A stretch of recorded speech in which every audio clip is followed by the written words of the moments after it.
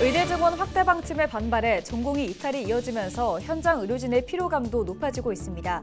정부가 29일까지 전공의들의 복귀를 요청한 가운데 지역 내 분위기를 돌아봤습니다. 거대 양당 모두 공천 작업이 속도를 내면서 총선 분위기가 뜨거워지고 있습니다. 전통적으로 보수세가 강한 부산, 올해 총선에 지형 변화가 있을지 분석해봤습니다. 800세대가 넘는 해운대 한 아파트의 엘리베이터가 안전검사를 통과하지 못하면서 운행 금지 조치가 내려졌습니다. 당분간 주민 불편이 이어질 전망입니다.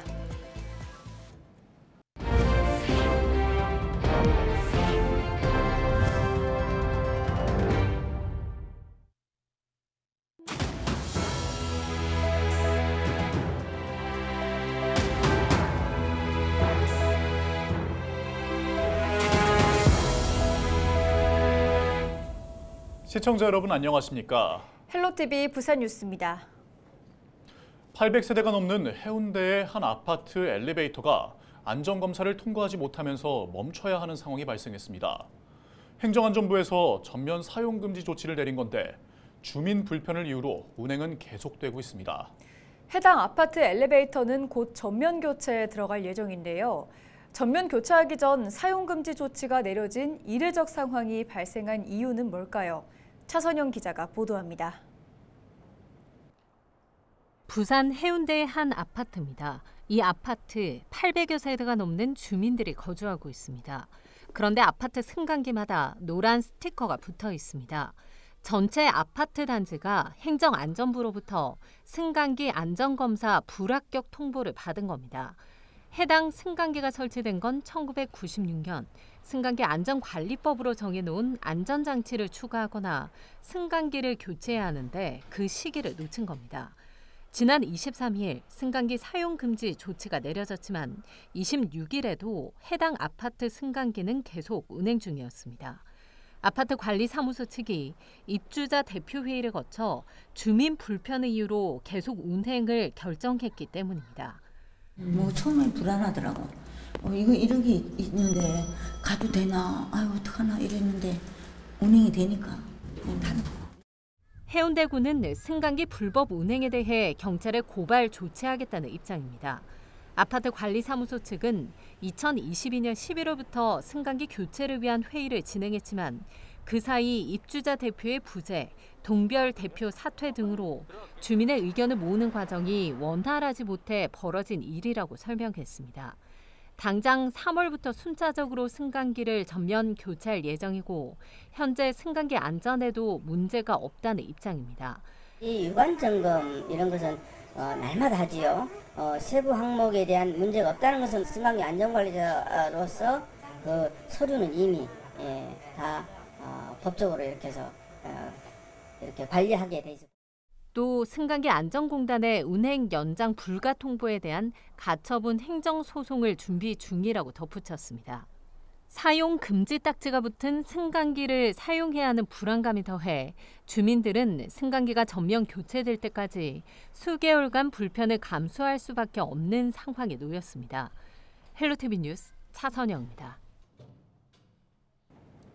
현재 부산 지역구 18곳 가운데 국민의힘이 현역 의원으로 있는 곳이 15곳, 민주당이 현역 의원으로 있는 지역은 3곳으로 부산은 전통적으로 보수세가 강한 지역입니다. 거대 양당 모두 공천 작업이 속도를 내면서 총선 분위기가 뜨거워지고 있는데요. 이런 과정 속에 21대 총선, 선거 지형에는 어떤 변화가 있을까요? 총선 털기에서 분석해봤습니다.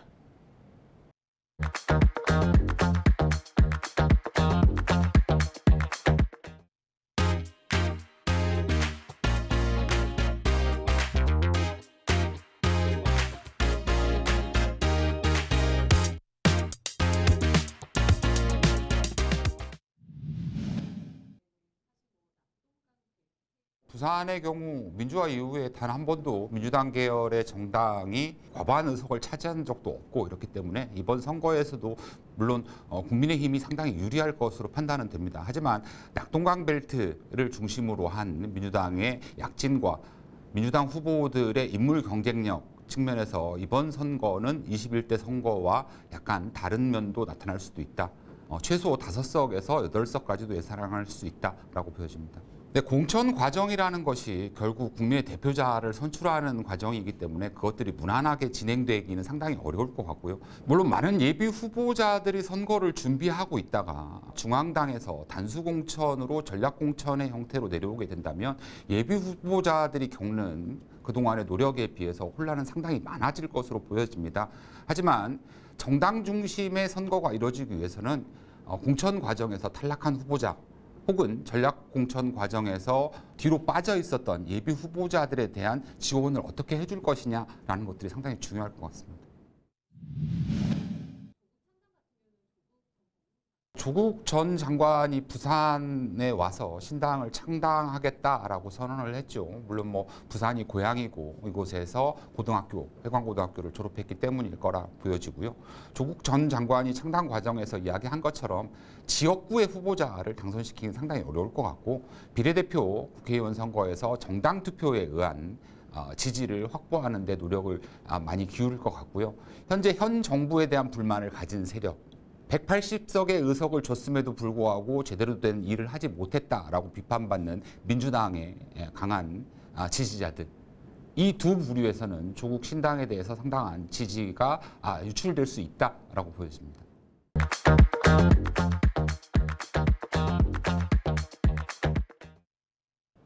신입생이 10명 미만인 부산의 초등학교가 지난해 16곳에서 올해 21곳으로 늘었습니다. 부산 진구의 한 초등학교는 신입생이 1명도 없었고 영도구와 강서구 등 부산 전역에서 10명 미만 초등학교의 수가 증가했습니다. 해운대구와 북구 지역 초등학교는 2023학년도에는 신입생 10명 미만 학교가 없었지만 올해에는 각각 2곳의 신입생이 10명 미만인 것으로 나타났습니다. 지난 26일 오후 7시 30분쯤 부산 연제구의 한 문방구에서 불이 났습니다. 불은 문방구 내 문구류와 집기 등을 태운 뒤 소방서 추산 400여만 원의 재산 피해를 낸 후 20분 만에 진화됐습니다. 화재 당시 건물 내에 사람이 없어 다행히 인명피해는 발생하지 않았습니다.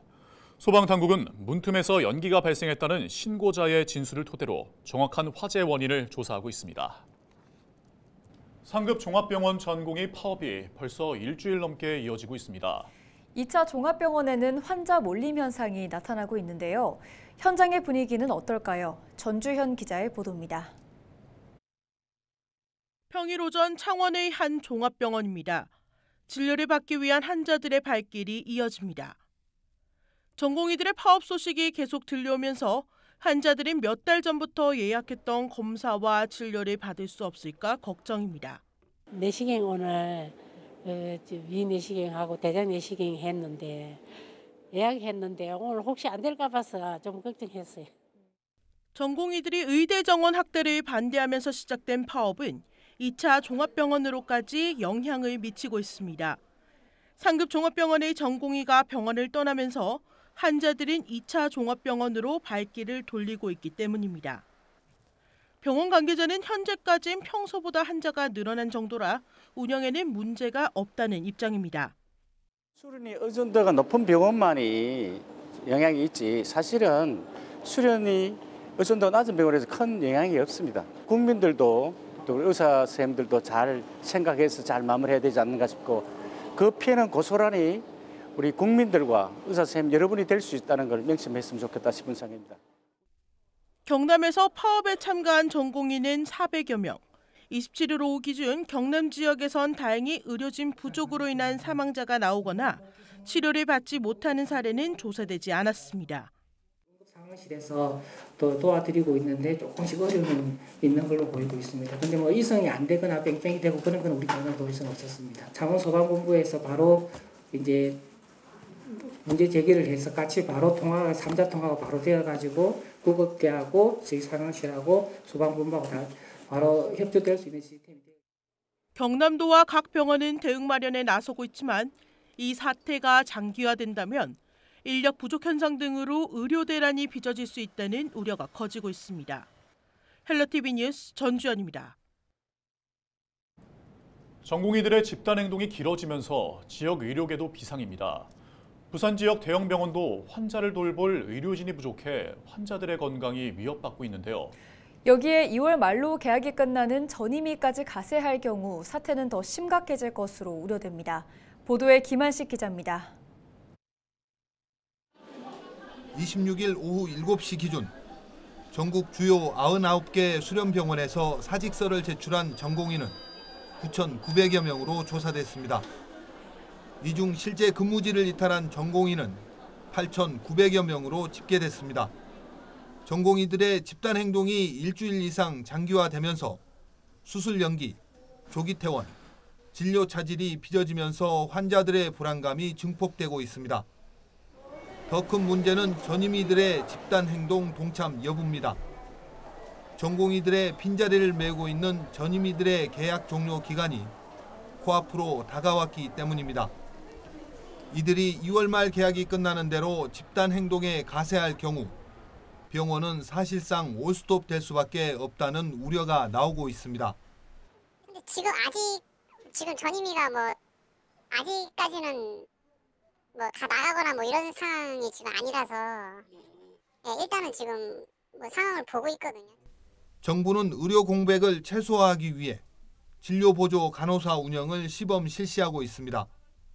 현재 일선병원에 공문이 내려왔고 병원마다 진료보조 간호사들의 업무 범위를 조정하고 있는 것으로 파악됩니다.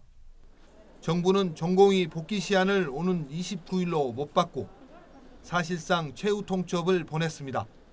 정부는 근무지를 이탈한 전공의에게 2월 29일까지 복귀할 경우 지금까지의 책임을 묻지 않을 것임을 안내하였습니다. 전임의들의 계약 종료일이자 정부가 복귀 시한으로 정한 29일이 이번 사태의 최대 분수령이 될 전망입니다. 헬로티비 뉴스 김한식입니다. 학생들이 먼 거리로 통학하며 어려움을 겪고 있는 양산시 동면에 새로운 중학교가 문을 엽니다. 오는 2027년 3월 경상남도 교육청은 양산시 동면에 가칭 석금산 중학교의 신설이 최종 확정됐다고 밝혔습니다. 양산시 동면 석금산 지역은 모두 3개 초등학교에서 매년 400여 명의 졸업생이 나옵니다. 하지만 중학교는 금호 초중 통합학교가 유일한 데다 수용 인원이 7개 학급에 불과해 200여 명의 학생들은 최고 6km 거리에 있는 중학교로 통학하고 있습니다. 가칭 석금산 중학교는 양산시 동면 금산리 1452-1번지 2000제곱미터의 복합화 시설로 들어섭니다. 한국과 아시아의 재능 있는 감독의 작품을 발굴하고 지원하는 아시아 영화 펀드가 올해 지원작을 모집합니다. 아시아 영화 펀드는 한국과 아시아 장편 독립극 영화와 다큐멘터리 제작을 지원해 안정적인 제작 환경 조성에 기여해왔습니다. 올해는 오는 3월 20일까지 한국을 제외한 아시아 영화를 대상으로 장편 독립극 영화 인큐베이팅 펀드를 오는 3월 25일부터 4월 15일까지 한국과 아시아 감독 작품들을 대상으로 지원작 모집을 진행합니다. 국립일제강제동원 역사관에서 3.1절 기념행사가 열립니다. 행사는 다음 달 1일부터 3일까지 사흘간 진행되며 태극기 무궁화 만들기를 비롯한 각종 체험에 참여할 수 있습니다. 거제 관광 모노레일이 다음 달 재개장합니다. 다음 달 1일 재개장되는 거제 관광 모노레일은 기존 배터리 방식에서 하이브리드 방식으로 전면 교체됐습니다. 또 탈선 방지를 위한 비상용 브레이크도 추가됐습니다. 모노레일 전 구간과 상부 승강장은 야간 경관 조명과 미디어 아트 등이 설치돼 경관 조형물 테마파크로 변신했습니다. 거제 관광 모노레일은 지난 2022년 승강기 화재로 운영이 중단돼 재정비가 진행됐습니다. 이상으로 뉴스를 마칩니다. 저희는 언제나 지영민 여러분과 함께합니다. 시청해주신 여러분 고맙습니다.